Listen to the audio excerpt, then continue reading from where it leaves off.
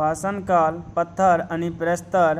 पाषाण काल को 3 भागों में बांटा गया है: पूरा पाषाण काल, मध्य पाषाण काल, नव पाषाण काल।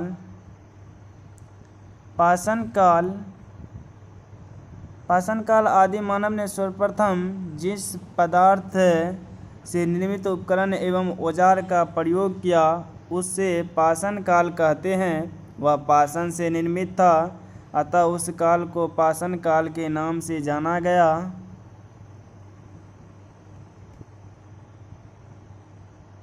पाषाण काल को पत्थर के उपकरणों के प्रकृति के आधार पर मुख्य रूप से 3 भागों में विभाजित किया गया है: पूरा पाषाण काल, मध्य पाषाण काल, नव पाषाण काल। पूरा पाषाण काल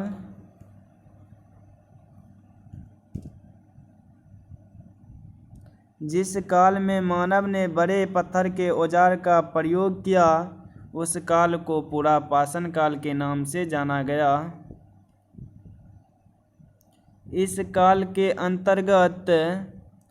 इस काल में मनुष्य प्रकृति पर निर्भर थे। इस काल में मनुष्य आखेटक शिकारी थे। इस काल में मनुष्य ने आग का आविष्कार किया। इस काल में ज्ञानी मानव की उत्पत्ति हुई। इस काल में मनुष्य समूह में रहते थे।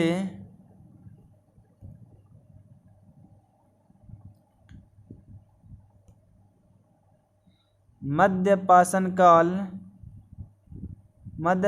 काल जिस काल में मानव ने मध्यम आकार के पत्थर के औजार का प्रयोग एवं उपयोग किया उसे मध्य पाषाण काल के नाम से जाना जाता है या कहते हैं।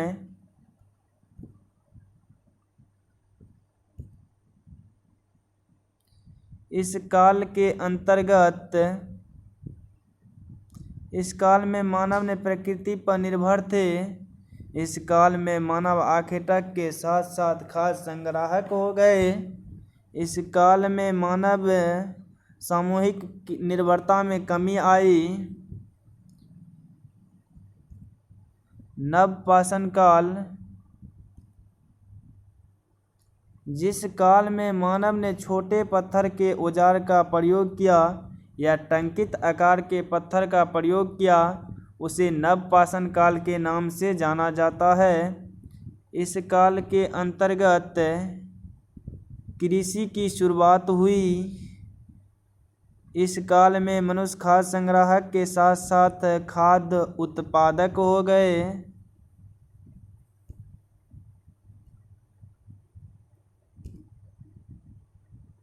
पालतू पशु कुत्ता को बनाया। पहिया का आविष्कार हुआ।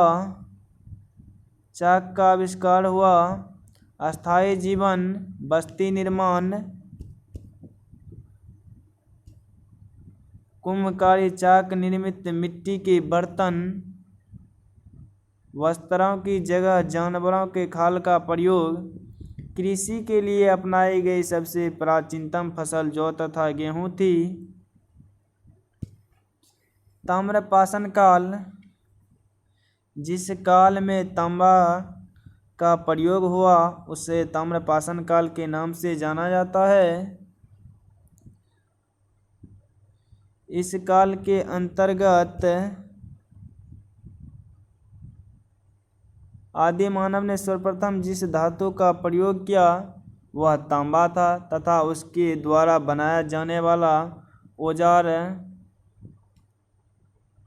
कुल्हाड़ी था। तांबा की प्रयोग की शुरुआत 5000 ईसा पूर्व में आरंभ हुआ।